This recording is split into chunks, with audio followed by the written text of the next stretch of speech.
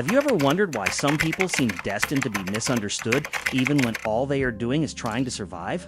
Eddie Munson is not just the weird guy at school or the rebel with a leather jacket. He is the reflection of a truth that almost nobody admits. Sometimes, being yourself is the most dangerous act that exists. The world wants to label you, society wants to put you in a box, and even so, he chose to be truly seen.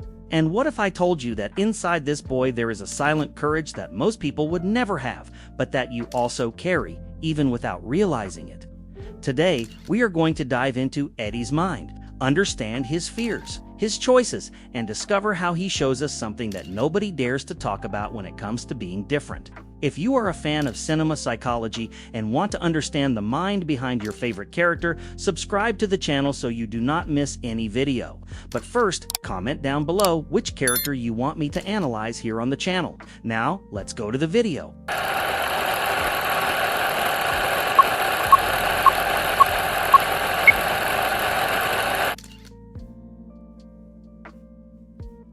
Who is the character Eddie enters the story as that guy? Everyone judges in 5 seconds. Messy hair, leather jacket, band shirt, and a slightly mocking smile. But behind the rebellious pose, there is a boy who just wants to belong somewhere. He uses humor and exaggeration as a shield, like someone saying, "I don't care," but he actually does. And he cares a lot, he just learned to hide it better than most people. He is the king of the Hellfire Club, but not because he wants to command, but because he welcomes. There, he creates a refuge for those who were never the popular ones at school. It is almost as if he is saying, "Here, you do not need to pretend to be someone else." And that is powerful, because few things heal more than being truly accepted. How many people in real life also dream of a place like that? Eddie is the typical character who uses theater to survive emotionally. He speaks loudly, gestures, makes jokes, exaggerates his reactions as if he were on a stage. But deep down, that is not just personality, it is an emotional defense strategy. When someone laughs at you, it hurts less than when someone rejects you in silence. So he prefers to control the narrative before the world does it for him. The school sees Eddie as a problem, as a threat, as someone who does not fit in, and that shapes the way he sees himself, even when he tries to act confident. It is that thing about hearing so many times that you are wrong that you start believing it a little. How many times has someone felt labeled without even having the chance to explain? Eddie carries that weight with sarcasm, but it is still weight. On the outside, he looks like someone who is not afraid of anything. On the inside, he is someone who is afraid of being discarded, ignored, forgotten. It is the difference between aesthetic courage and emotional courage. Wearing a leather jacket is easy. Showing that you truly care is hard. And Eddie cares all the time, even when he pretends otherwise. There is something beautiful about him. Eddie chooses to protect those who are vulnerable. He becomes a kind of older brother to Dustin, to Mike, to the group. Not because he is perfect, but because he knows how much it hurts to be alone. And whoever has felt that once rarely ignores it when they see it in someone else. That creates a silent empathy that guides many of his decisions. It is almost as if Eddie created his own emotional family. Since the world did not offer him acceptance, he built his own system. This is something many people do in real life without even realizing it. Friends become siblings, groups become homes, hobbies become psychological shelter. And Eddie turns role-playing games, music, and humor into this kind of refuge. But this light, funny, and charismatic character hides enormous tension. Because when you build your entire identity around being different, you become trapped in it. And then a dangerous question appears. Who is he when he does not need to perform? Who is Eddie without the mask of the funny rebel everyone expects? And that is exactly where the internal conflicts begin to gain strength. Eddie carries a fear that does not scream, but whispers inside him all the time. It is not the fear of monsters or physical danger, it is the fear of not being chosen. It is the constant worry of being left aside when he is not being entertaining, as if his value depended on the performance he delivers to the world, and that creates a silent anxiety that shapes each of his attitudes. When he exaggerates in-jokes, faces, and theatrical tone, it is not just charisma. It is an unconscious attempt to make sure no one leaves. He thinks, even without putting it into words, that he needs to be interesting all the time. Because if he stays silent, someone might notice his insecurities. And for Eddie, that would be emotionally devastating. This conflict appears a lot in people who learned early that affection is unstable. When affection comes conditioned to behavior, you become a specialist in pleasing others. Eddie does not want to be just accepted, he wants to be necessary. There is a huge difference between being welcome and being indispensable, and he lives trying to occupy that second place. That is why he gives so much of himself to the group, almost as if it were his mission. He protects, defends, encourages, welcomes, and creates a safe environment for everyone. But deep down, he also hopes that this guarantees his place there. It is like thinking, if I am important, nobody will abandon me. And that is beautiful, but also emotionally exhausting. Sometimes Eddie acts as if love has to be earned every day, as if there were no free love, only love that needs to be proven. That makes him live in constant emotional alert. Relaxing becomes a risk, because relaxing means stopping the performance. And stopping the performance, for him, feels far too dangerous. In real life, many people live exactly like this without realizing it. Always being the funny one, the strong one, the one who solves everything, the one who energizes the room. But inside there is the fear that, without this role, nothing will remain. Eddie represents this psychological pattern in an almost painfully honest way. He is the reflection of someone who never felt safe just existing. The most curious thing is that the group likes him for who he is, not for what he does. But Eddie still cannot fully see that. He believes he is loved for the role he plays, not for the essence he carries. And this internal confusion distorts the way he relates to people, creating an emotional dependence on the very character he built.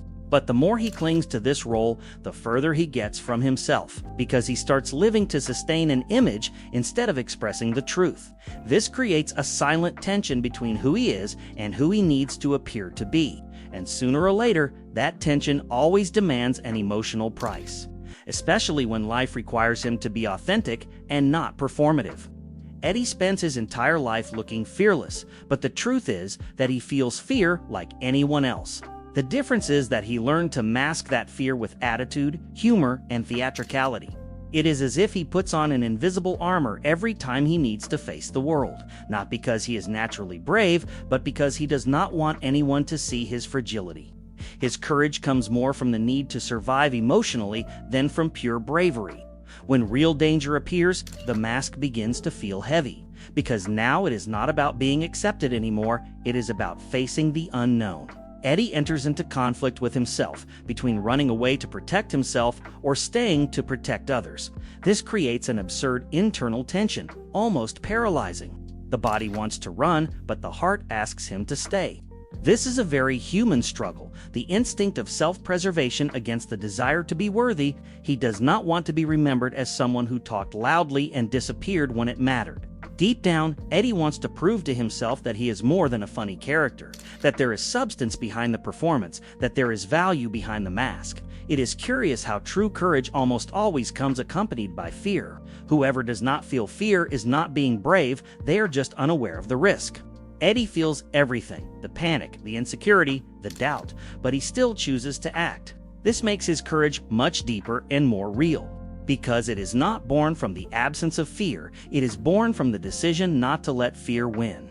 Many people identify with this without even realizing it. How many times have you done something important even with your heart racing? How many times did you feel like giving up but continued for someone you love?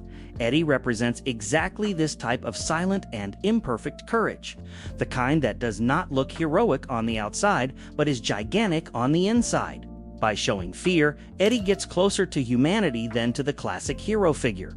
He is not the unshakable strong one, he is the strong one who trembles but stays.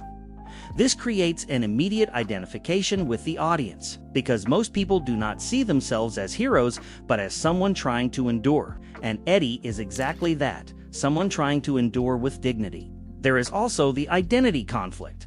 If he feels fear, does that mean he stops being who he is, as if courage were an obligation and not a choice? He struggles to understand that feeling fear does not make him weak, it makes him human. But this understanding does not come easily or quickly. It comes in the middle of chaos, when there is no way to run from himself anymore. And the more he faces this truth, the more the character he created begins to crack. because the mask was not made for situations where life is truly at stake. There, only what is authentic remains. Only who he truly is remains without the spectacle. And that prepares the ground for decisions that change everything. Eddie lives with the feeling that he needs to justify his own existence all the time, as if being himself were never enough to deserve respect. The label of weirdo is not only social, it becomes an internal mark. And when someone carries a label for too long, they start living to contradict it. Not to be happy, but to be accepted. There is a silent desire inside him to be taken seriously, not as the club leader, not as the charismatic clown, but as a human being. He wants people to see that there is intelligence, sensitivity, and loyalty in him, but at the same time, he is afraid to show this and be ignored. So he oscillates between exaggerating the persona and wanting to be recognized beyond it. This conflict appears when he asks himself if he is truly important or just convenient. Important is the one who stays in memory. Convenient is the one used in the moment. Eddie wants to be remembered as someone who made a difference. Not just as the funny guy from school who played role-playing games. He wants meaning, not just presence. Many people live exactly this struggle in the real world, trying to be more useful, more interesting, more necessary than they actually need to be. As if existence had to be justified by productivity or recognition, Eddie symbolizes this anguish of wanting to prove that life itself has value, even when that value already exists naturally. The problem is that this constant search for validation is exhausting. Because it is never enough, it always feels like something is missing.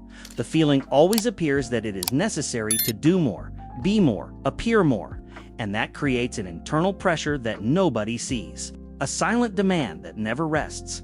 Eddie tries to fill this emptiness by being indispensable to the group, helping, protecting, encouraging, always being available, not only out of generosity, but out of emotional necessity. He wants to feel that his absence would make a difference, that his presence is irreplaceable. But there is a trap there.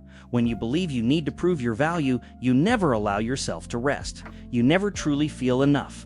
Eddie still does not realize that he does not need to perform to be loved, that he is already worthy before any heroic act. This conflict intensifies as the story moves forward, because life begins to demand more than performance, it demands positioning. There comes a moment when it is no longer possible to just try to please. It becomes necessary to decide who you are when no one is applauding, and that decision completely changes the direction of one's own identity. Eddie carries a guilt that was not born inside him, but ended up living there. It is the guilt of always being the suspect, the wrong one, the problematic one, even without proof. When the world points at you as the villain too early, you start to look at yourself with suspicion, as if at some level, maybe you really deserved that. And that is a brutal psychological weight. He learns that his image is stronger than his truth. It does not matter what he does, the label has already been decided. This creates a deep feeling of helplessness, because fighting against a collective narrative seems useless. It is like screaming inside a room where no one wants to listen.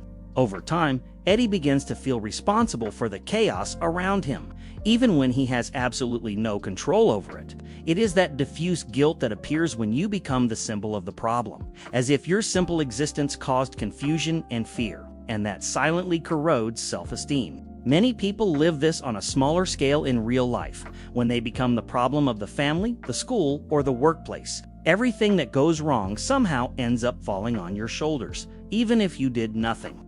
Eddie represents this psychological place of the scapegoat. This type of guilt is dangerous because it makes the person shrink themselves. It makes them apologize for existing, for taking up space, for breathing. Eddie, in several moments, acts as if he has to compensate for something, as if he needs to prove he is not as bad as people say, even though he was never really bad. This also explains why he runs away and hides when he is accused. It is not only fear of what might happen physically, it is the exhaustion of always having to defend himself from something he did not do. It is the fatigue of fighting against a story that was already written without him, a story where he never had the chance to be innocent. Inside, this creates a devastating conflict. He no longer knows if he should fight to change people's perception or accept the imposed role, because fighting hurts and accepting hurts in another way. It is a choice between confrontation and resignation, and neither of them seems truly fair. This conflict prepares the ground for something much bigger, because there comes a point when guilt becomes motivation. When the person decides that if they are going to be judged, then they will choose how they will be remembered, no longer for the mistake they did not commit, but for the value they decided to assume. And that completely changes the logic of their own existence. Eddie grows up believing that heroes are always another type of person. The popular one, the strong one, the admired one, the one the town respects. Never the weird one, never the disliked one, never the one everyone judges as wrong. So deep down, he does not even see himself as someone capable of being a hero. He sees himself as a supporting character in his own story. There is a silent desire inside him to do something great, not to become famous, but to prove he is not just a walking mistake. But together with that desire comes the belief that he is not worthy of it. It is as if heroism were an exclusive club where he has no invitation, and that creates a painful contradiction between desire and identity. When the situation gets intense, Eddie does not think I am capable. He thinks maybe someone better than me should do this. This shows how his self-esteem was shaped by rejection, not by a lack of courage, but by the lack of internal permission to be important, as if he had learned that his role is to stay on the margins.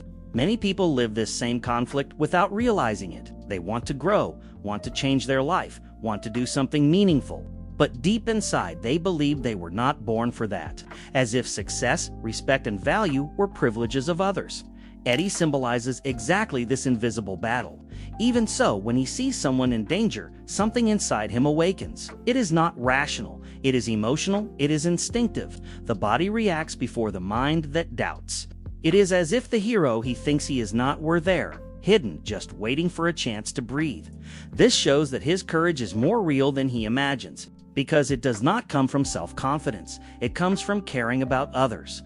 He does not act thinking about glory. He acts thinking about protection, and that is a very pure form of heroism, even if he still cannot see it that way. The problem is that accepting this role requires breaking with his own old identity. It requires abandoning the idea that he is small, weak, or disposable. And that is frightening because it touches everything he believes about himself. Changing the vision of who you are hurts more than facing monsters, because it means facing your own emotional history. This conflict prepares Eddie for a gigantic internal decision, a decision that is not about fighting evil, but about fighting his own self-image. When the moment arrives, it is not the world that needs to convince him. It is he who needs to allow himself to be bigger than he always believed. And that is where the narrative begins to change its tone. Eddie is not only afraid of dying, he is afraid of dying invisible, afraid that his story will end without anyone understanding who he really was. Not as a suspect, not as strange, not as a problem, but as a person. It is the type of fear that does not appear in words, only in actions. A silent fear of going through life without leaving an emotional trace. He has always lived on the margins, and living on the margins means living without a witness. No one looks closely. No one wants to hear the full version. You become rumor, label, caricature. Eddie feels that if something happens to him, the narrative is already ready, and that narrative does not do justice to his essence. This creates a deep anguish of not being understood even after everything, as if not even his own pain were legitimate in the eyes of the world, as if he had to disappear in silence. And that is frightening, because human beings need to be seen to exist emotionally. Without recognition, identity begins to fade from the inside. Many people carry this same fear without realizing it. The fear of working their entire life and not being remembered, of loving and not being understood, of existing and not making a real difference in anyone's story. Eddie represents this terror of emotional irrelevance. That is why, in many moments, he tries to do something that leaves a mark, not out of ego, but out of existential necessity. It is the desire to prove that his passage had meaning, that he was not just an error in the system, that his life had purpose. This fear also explains why he accepts such great risks, because for him, existing without meaning is worse than not existing. It is a harsh logic, but a very human one. If it is going to end, let it be leaving something real behind. Let it be by being remembered as someone who chose good. Deep down, Eddie wants someone to say, "I saw you. I saw your courage, your kindness, your loyalty, your pain, not just your hair, your jacket, or your jokes." He wants to be recognized as a complete human being, with light and shadow, strength and fear. And when that need meets a limit situation, everything transforms. Because it is no longer about surviving, it is about meaning. It is no longer about escaping judgment. It is about redefining his own story. At this point, the character stops being an emotional extra and begins to walk toward a place where his choice speaks louder than any label. There comes a moment when Eddie realizes he can no longer live on automatic mode. He can no longer just react to the world and accept the role that was imposed on him. Now there is a very clear emotional crossroads before his eyes. On one side is physical survival, on the other is the truth about who he is, and neither option is comfortable or simple. Running away has always been a form of protection for Eddie, not because he is a coward, but because he learned that the world is not safe for him. Running away was a way of preserving the little dignity he still felt he had. It was like saying, I will not participate in this game that already decided I lose. But now running away begins to sound like abandoning himself. Staying, on the other hand, is not only facing external danger, it is facing the internal narrative that says he is not enough. It is looking at fear and saying, even so, I choose to exist fully. This requires a much deeper level of emotional courage, because it is not only the body that is at risk, it is identity. This conflict is the kind that everyone faces at some moment in life, when you need to choose between staying safe or being true, between maintaining what you already know or risking who you may become. Eddie represents this moment when the soul asks for growth, even knowing that growth almost always hurts. Staying means taking responsibility for his own story. It means stopping, hiding behind humor, exaggeration, and persona. It is saying, I am not only what they said I was, it is allowing himself to be seen without emotional protection. And that, for him, is more frightening than any monster. At this point, Eddie is no longer trying to please anyone. He is not trying to prove value, nor seeking acceptance. He is only trying to be faithful to something that awakened inside him. A kind of late but powerful self-respect, as if he were finally choosing himself for the first time. Many people spend their entire lives without living this moment, without ever stopping to decide who they truly are. They only repeat patterns, expectations, and labels that came from outside. Eddie here breaks this internal cycle. He stops being reaction and becomes decision. And when someone becomes decision, the energy changes completely. It is no longer about fear or approval. It is about internal coherence. It is when you do something because it is who you are, not because you need to prove something. This moment is not loud, but it is definitive, because from that point on, every choice carries the truth of who he became. And after diving into the mind of Eddie Munson, it becomes clear how each fear, each label, and each choice shaped not only who he is, but how he faced the world. So tell me, which part of his story impacted you the most? Which character do you want me to analyze in the next video? Subscribe to the channel and activate notifications so you do not miss any of these deep analyses that go far beyond the surface. Here we discover together the secrets behind characters that seem fictional but that reflect so much of our own lives.